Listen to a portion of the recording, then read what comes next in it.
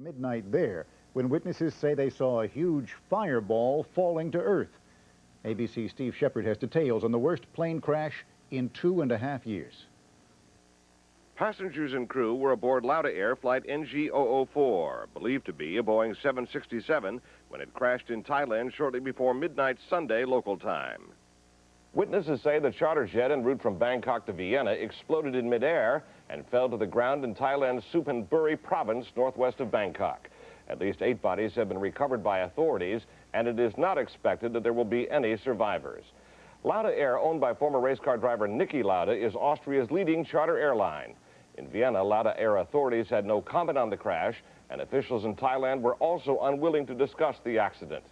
It is extremely rare for a modern jet airliner to simply explode in midair.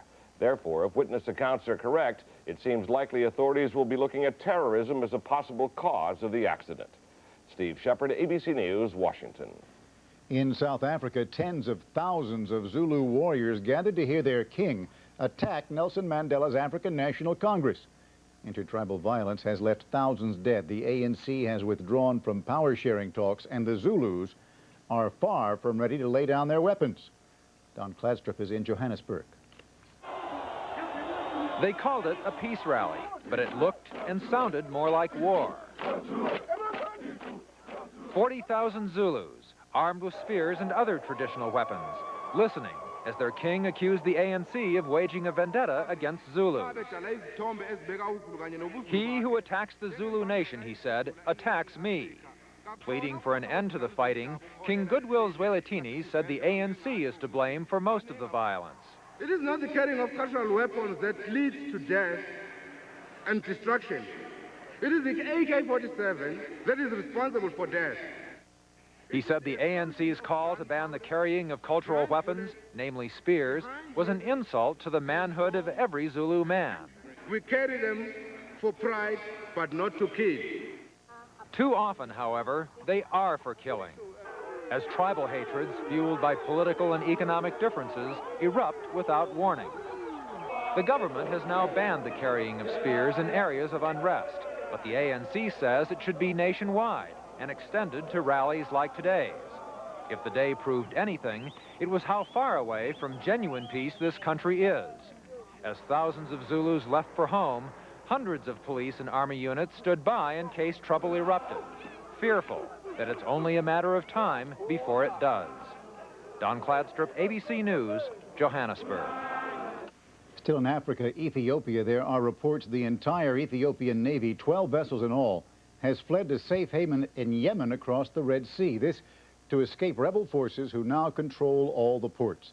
Some 4,000 refugees have also made their way to neighboring Djibouti to escape the fighting. The rebels are now within 30 miles of the capital city of Addis Ababa. A spokesman says they have captured a key airbase southeast of the city, which puts the government air force out of action.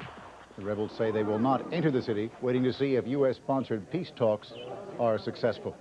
And Ethiopia's Prime Minister Tesfaye Dinka arrived in London for those talks late last night, talks scheduled to begin tomorrow. The immediate goal, a ceasefire and the establishment of a transitional government. Israelis and Ethiopian Jews are celebrating the success of a lightning secret airlift codenamed Operation Solomon.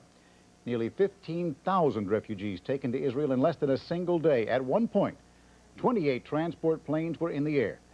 Mark Litke in Tel Aviv picks up the story.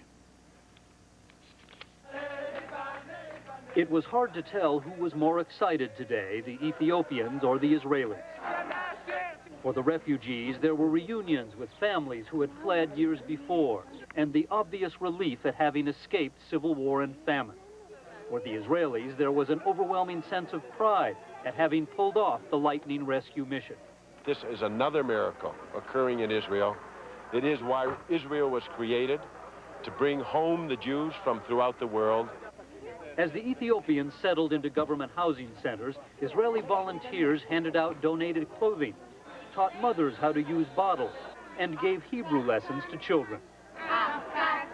But the euphoria over the Ethiopians may not last for long. Sooner or later, Israelis are going to have to face the economic, social, and political costs of absorbing so many new immigrants.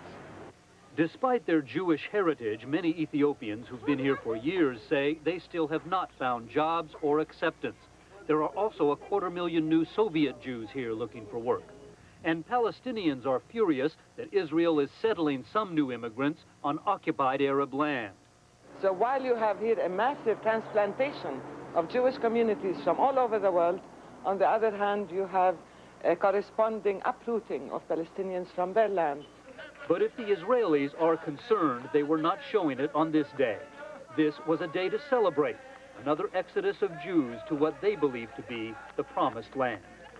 Mark Littke, ABC News, Tel Aviv. Now the Soviet Union, where for the first time one of the republics, Georgia, has held a democratic presidential election. The front-runner is a former political prisoner whose opinions have polarized the electorate. David Ensor has more. On Election Day in Tbilisi, Georgians still mourn the 20 demonstrators killed 2 years ago by Soviet troops. Analysts say their anger makes the incumbent ultra-nationalist Zviad Gamsakhurdia likely to win easily over 5 others. His opponents say Gamsakhurdia will become a dictator. He says they are all Kremlin agents and that what he stands for is Georgian sovereignty. I know that we will demand from Soviet Union to recognize us as independent state. While Georgia moves towards independence, the leaders of the 9 republics still interested in being part of the Soviet Union met Friday with Soviet President Gorbachev as they tried to agree on how much power Moscow will retain over the republics. Gorbachev met yesterday with a delegation sent by President Bush to assess the Soviet system of food distribution. Gorbachev is asking Mr. Bush to approve $1.5 billion in credit guarantees for Moscow to buy American food. He has also talked about needing as much as $100 billion in Western investment and loans in the next few years. It may be no more than a cosmetic move, but Gorbachev and the 9 republics leaders have agreed to change the name of the country.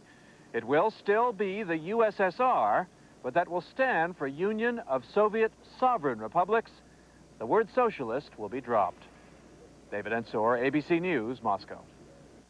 And coming up, celebrating America's Persian Gulf victory, how much is too much? And later, injured pitching great Oral Hershiser on the comeback road. And California's new breed of political advisor.